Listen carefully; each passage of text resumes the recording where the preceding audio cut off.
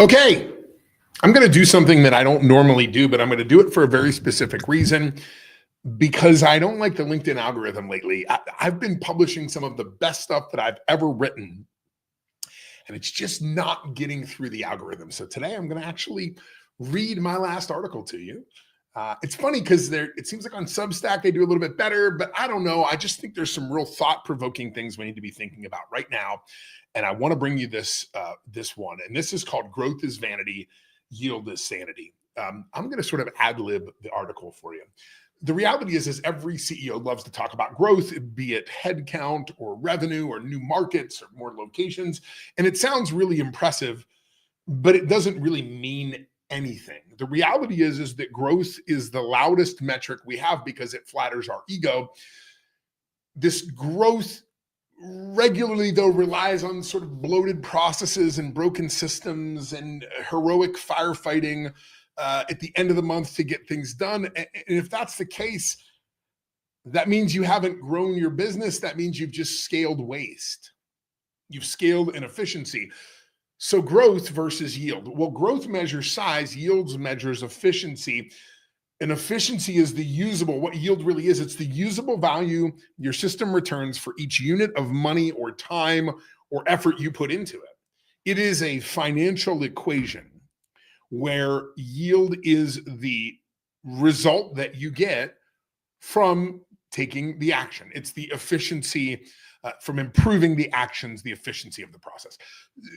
Here's an example. Somebody might say we hit 10 million in revenue. Oh, wow, that's great. But what if I say to you, what yield would say is for every dollar in revenue that we receive, we turn that into $3.20 in value. Okay, all right. Now that's something serious, right? The 10 million might lose money every year.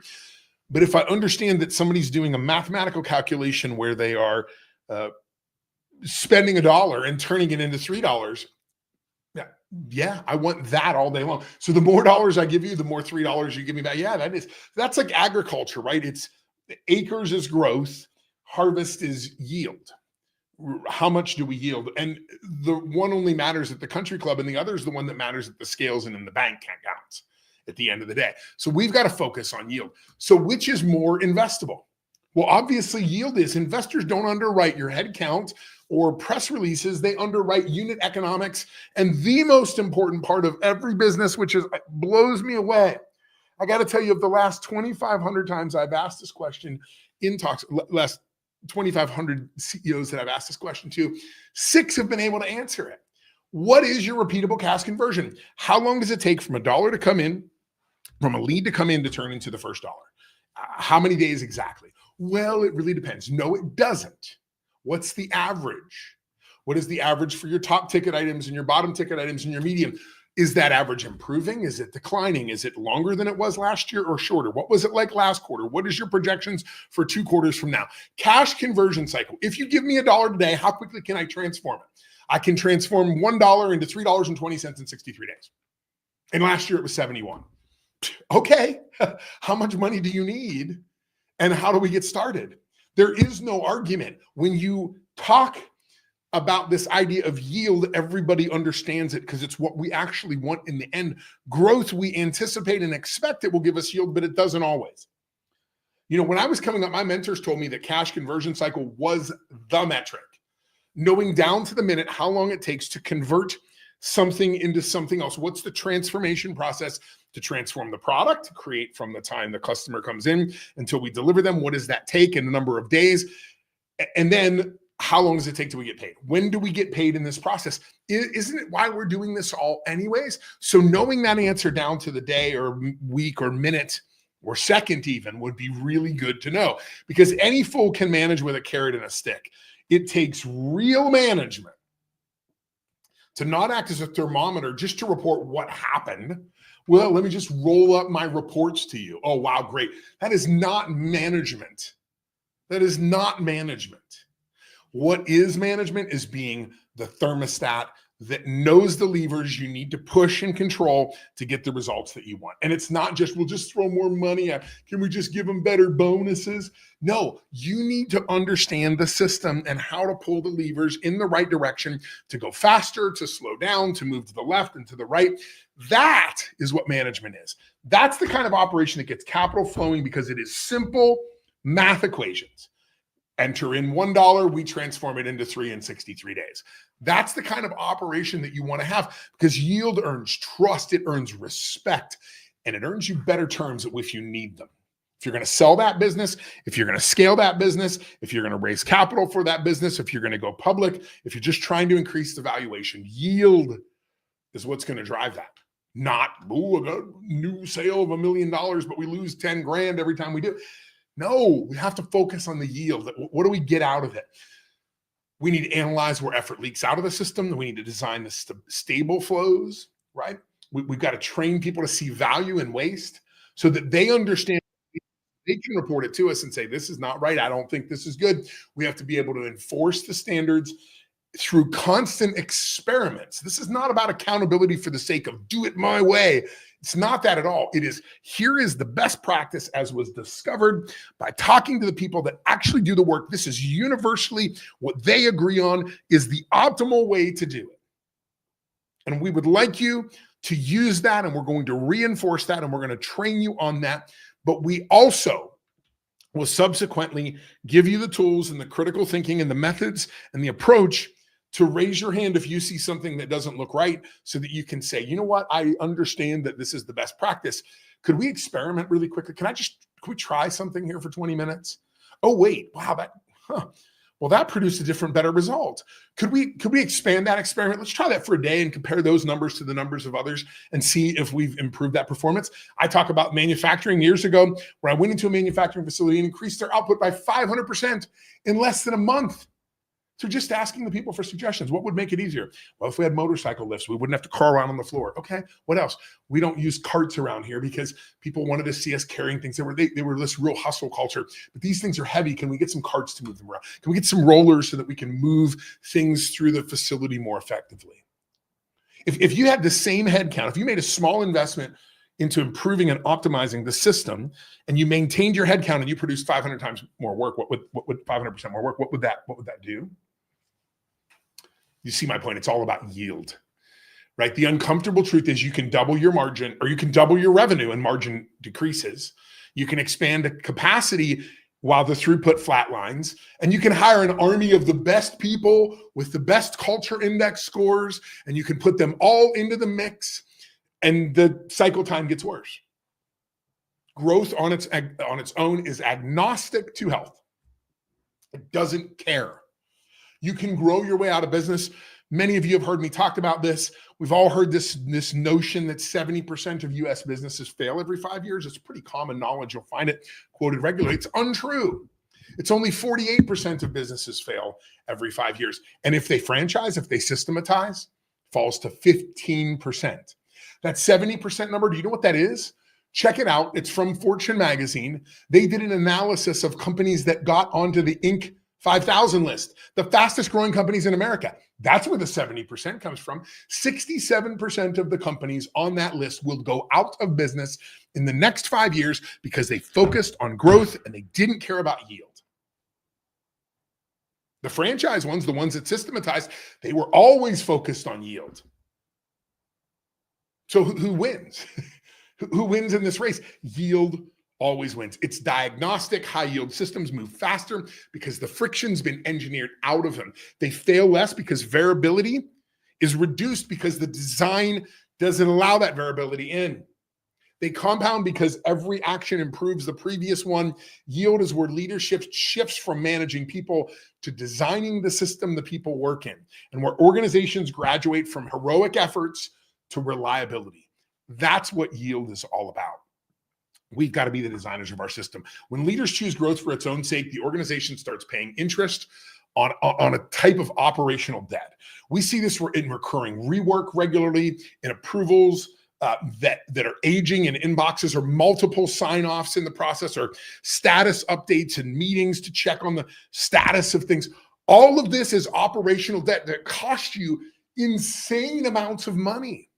Come and see one of my presentations. I give examples: 49% reduction of labor in a place with 120 people. 49%.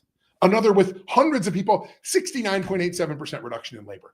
By just focusing on the yield of the system and understanding the statistical control of that work, understanding what it does on average, improving that average over and over and over, not through corporate mandated ideas, but through asking the people that do the work fundamentally, what is wrong with this work? How do we improve it? How do we make it better? How can we improve things so that you can get more done more efficiently, more easily, and with less effort and chaos? That's what it's all about, because the more that you borrow against broken systems, the harsher the repayment terms. And it's usury rates, friends. This is margin fade. It's more the moral compass of the business. Morale fades, mistakes multiply. It just becomes all compounded, and it always affects your valuation. Listen, by my background years ago, I used to work on behalf of investors to go in and to beat you up on due diligence, to prove to you how bad you are at operating your business, so I could take away your business from you for significantly less money than you anticipated selling it for.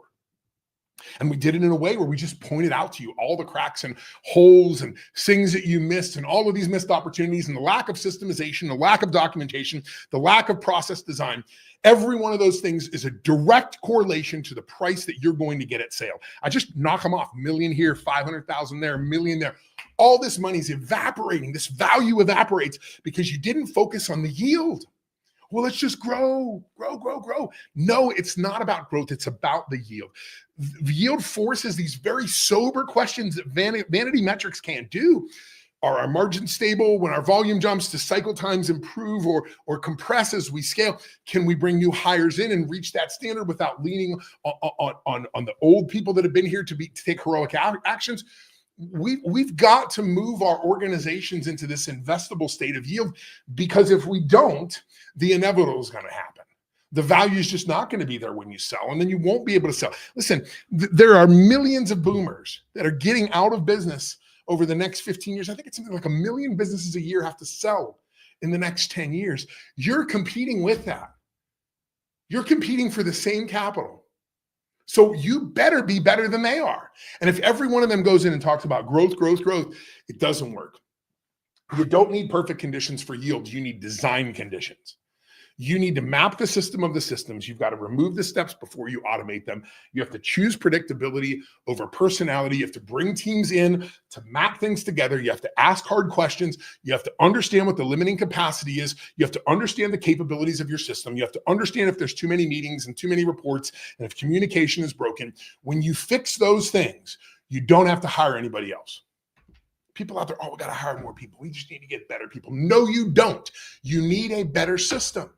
If you have a system that requires 150 people right now, and we reduce that through work around process improvement and continuous improvement and focusing on your yield, if you only need 100 to do the same amount of work, what happens to your profitability? It just spikes, explodes through the roof. So why aren't you doing that? Why aren't you doing that?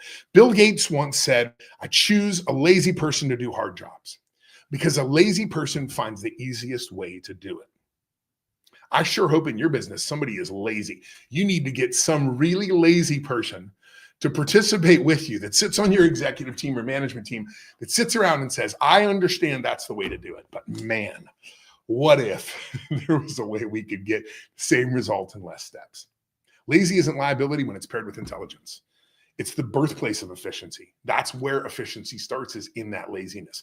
So if you had to raise capital tomorrow, or a banker came knocking, what would you lead with? Well, here's what our revenue number is. Or would you sell the system? So many of us sell revenue, locations, people. We sell this package to whoever it is that wants to buy us or invest in us.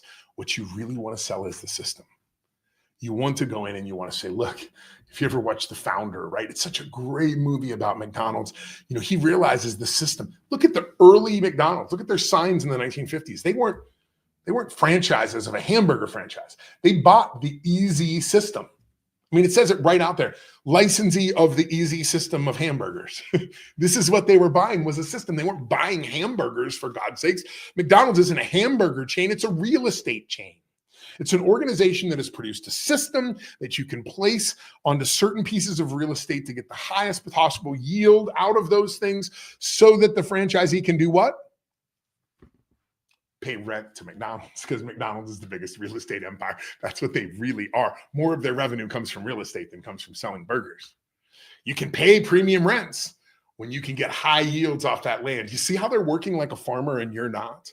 So one is a spectacle, right? This idea of growth, that's the spectacle. The other is truly the substance. I'm going to tell you a quick story here. I have a friend who a few years back wanted to sell his business. He felt like it was time. We looked at the business. We helped to systematize it. It looked really good. We took it out. We had some people that were interested in buying it. And in the end, because we had systematized, because we had made things easier, when we got to that point of looking at the offers, he had to get real honest with himself and realize something.